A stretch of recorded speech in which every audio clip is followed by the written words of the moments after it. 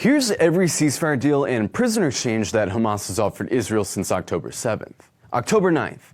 Hamas offers Israel an unspecified number of women and children being held hostage in Gaza in exchange for 36 Palestinian women and children being held hostage in Israeli prisons. October 16th. A Hamas official says they'd free all Israeli captives in Gaza in exchange for 6,000 Palestinian captives in Israel. October 17th. A Hamas official tells NBC News that they'd release all of their Israeli civilian captives if Israel agreed to stop bombing Gaza. October 28th.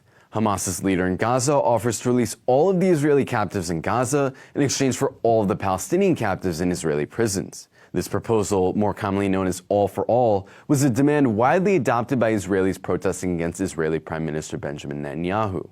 January 2nd. Hamas proposed a three-phase deal where Hamas releases 40 Israeli captives in exchange for a gradual withdrawal of Israeli forces from Gaza and the release of Palestinian captives. In the last phase, Israel would end the war and Hamas would release all of its Israeli captives. Israel rejected this offer. January 18th. Members of the Israeli government make a proposal to Benjamin Netanyahu to reopen negotiations with Hamas. He refuses. January 22nd.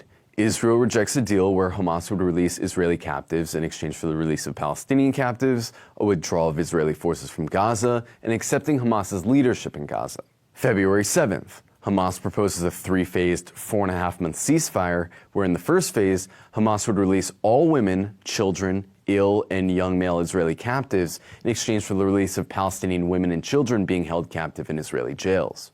In the second phase, adult male captives on both sides would be exchanged, and then in the third phase, remains of the dead and an end to the war.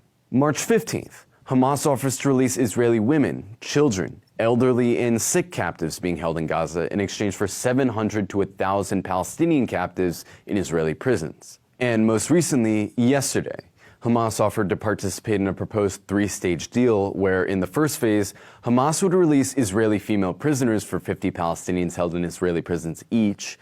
After 11 days of ceasefire, Israel would begin to dismantle its military structures in Gaza. In the second phase, there would be a halt to all military activity in Gaza.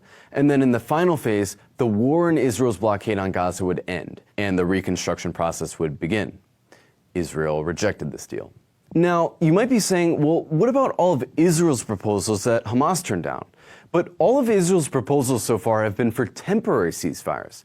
In other words, they would stop the fighting long enough to allow Israel to get its people out and then decimate Gaza without having to worry about killing any Israeli hostages. This is fundamentally different from the ceasefire that Hamas and the vast majority of the world want, which is a permanent ceasefire that would end the war. Now Israel is trying to say that they have no choice but to invade Rafah because Hamas refuses to negotiate.